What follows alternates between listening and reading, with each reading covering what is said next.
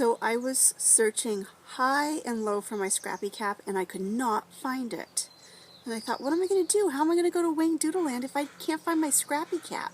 So good thing I remembered I have a backup Scrappy Cap that I can use until I find my original Scrappy Cap.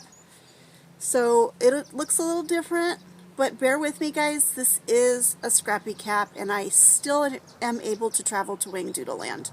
So get your Scrappy Caps, and let's go back and find out what's going to happen next, because now the Proc is taking the children to see the Whangdoodle. So I'm going to get on my Scrappy Cap.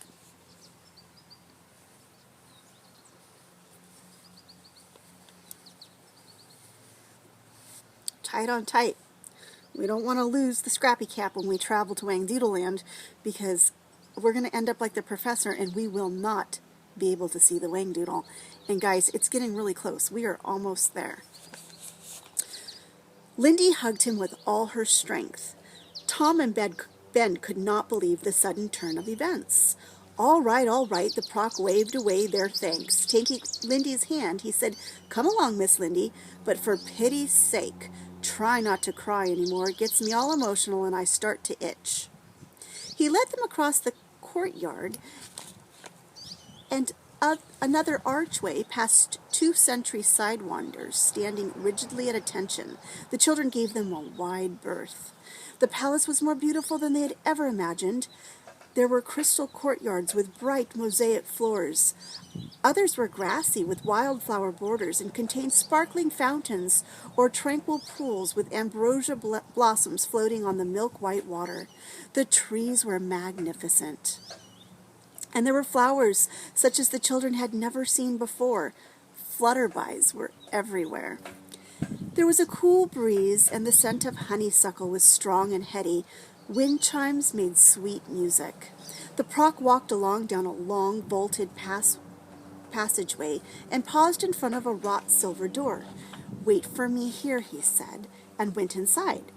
Ben, Tom, and Lindy looked at each other, their hearts pounding with excitement. The boys straightened their hair and Lindy smoothed the wrinkles out of her clothes. She said longingly, "I wish the professor were here." "We must remember every detail for him," Tom declared solemnly. The silver door opened and the Proc emerged. "You may come in now," he said quietly. "And when you meet the Whangdoodle, you must address him as Your Majesty. Don't talk too much, and don't get bouncy with excitement, because the Whangdoodle seldom has company and is not used to it. Remove your hats and give them to me. Always go bareheaded in front of royalty. It shows respect." The children took off their Scrappy Caps and gave them to the Proc. He held open the door, and as they walked past him, he announced in a clear voice, "The Potter children, Your Majesty, Benjamin, Thomas, and Melinda." He closed the door behind them.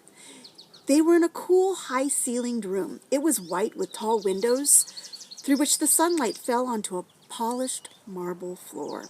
The room was sparsely furnished. There was a long table bearing some choice pieces of silver and a large, richly covered chair, which was framed by a beautiful tapestry that hung on the wall behind it.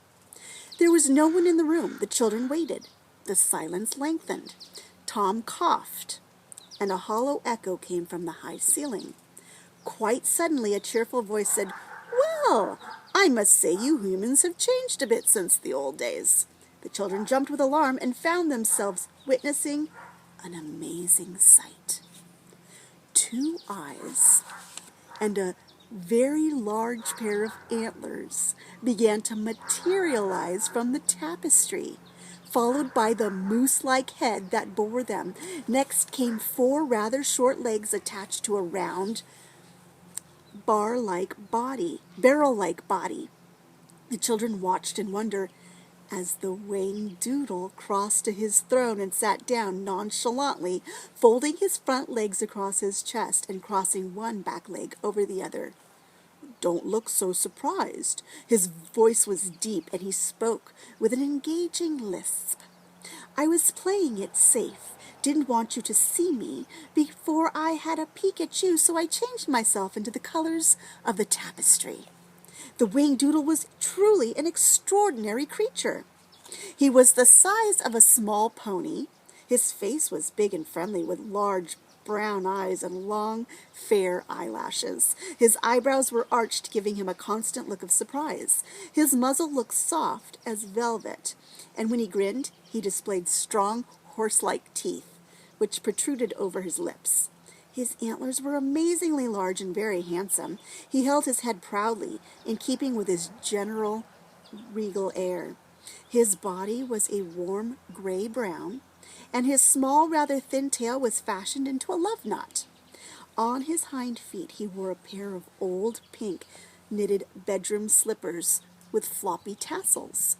Ben remembered the Proc's instructions. Your Majesty, thank you for allowing us to see you. The Proc tells me you've given him a lot of trouble. I didn't want to see you, not at first. Then I confess that I did feel some slight desire to make contact again after all these years. I do get lonely. Not that I mind, and I wouldn't go back, not ever. Even if you begged and pleaded, humans can't be trusted. Have a piece of wodge. He held out a large box of candy. The children hesitated. Come on, you must be starving. I'm sure you haven't eaten for ages. They hungrily accepted the delicious sweets. Aren't they good? The Whangdoodle munched one happily. This is my favorite kind. I have a very sweet tooth, you know. Would you like to see it? He asked Lindy. Oh, yes, thank you, Your Majesty. The Whangdoodle grinned. It's this one here, he said, indicating with his tongue. See? See the daisy on it? Why, that is a sweet tooth, Lindy said in a surprise. Thought you would like it. All Whangdoodles are born with one, you know. A shadow passed over his brow. At least they used to be, he said sadly. He helped himself to another piece of wodge. As I was saying, you look different from the children I used to know. Cleaner, neater, taller. Are you an exception, or do all children look like you? Tom answered, I don't think we're different from other children, Your Majesty. How is your world these days? The Proc never tells me anything because he doesn't want to upset me. Do you still use the barbaric rack and boiling oil on your enemies? Do you still fight over territory and so on? Oh, we still have wars, Your Majesty, if that's what you mean, Ben replied. The Whangdoodle looked depressed. Thought so. It didn't seem as though things were going to change much when I left. And he began to turn blue. Lindy said, Your Majesty, you're changing color? Am I? He looked at his stomach. So I am.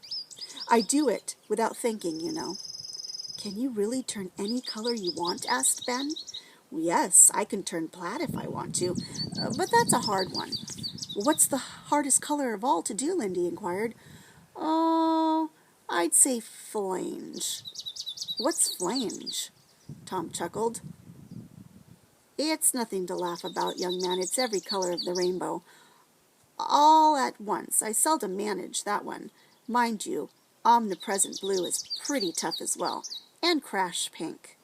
Is that pretty? Asked Lindy. Oh, it's stunning. Absolutely stunning, replied the Whangdoodle. Harder than plaid? Oh, 10 times harder. Or is it 11? Lilac is my favorite color, Lindy said. It is? Well, is it now? Well, allow me the honor. The Whangdoodle slowly turned the most beautiful shade of lilac that Lindy had ever seen. Oh, that's lovely. Thank you, Your Majesty. Not at all. Have some more wodge. The Whangdoodle suddenly winced. Oh, dear, my poor feet. I know it's rather informal, but would you mind if I put them up for a while? I'm due for a new pair of slippers, you see, and right now my feet are killing me. Ben said, Oh, don't worry about us, Your Majesty. Is there anything we can do for you? Well, you could pass me the footstool over there. Ben fetched it and placed it in front of the throne. Oh, that's better. The Whangdoodle stretched his legs and smiled with relief. Now explain something to me. I was told that there were 4 of you in the expeditionary party, that your guide was Professor somebody or other. He's been seen poking about the country a lot. Is he here? Why isn't he with you? Taking turns, the children told the Whangdoodle all about the professor from the day they met him at the zoo to the sad parting at the bridge. The Whangdoodle looked thoughtful. Well, I must say it's a pity your friend couldn't make it. I hoped I might get a moment to chat with him. I fancy we'd have a lot in common. and good conversation is hard to come by these days. It's sad quite here, you know, and I don't have a wife. Sad that I don't have anyone to carry on a family name. Makes me very blue sometimes. Pale blue. He changed back to the appropriate color. Lindy said, "Oh, you'd like the professor, Your Majesty. He's the nicest person in the whole wide world next to Mommy and Daddy. Is there any way you could help him get here? He really wants to meet you so badly." "Oh, I'm sorry, there's nothing I can do. He had exactly the same chance as you. He saw the bridge. He didn't. I can't provide him with a new imagination, can I?" "Well, I'm not sure he did have the same chance," Tom said. "Remember, he had to outguess and outsmart every creature in the land to help us. He gave so much of himself. It's no wonder he couldn't concentrate at the end." "Yes, I understand that. I admire that fellow." The Whangdoodle nodded solemnly. Ben had a sudden inspiration. "How about..." I'm going to stop there.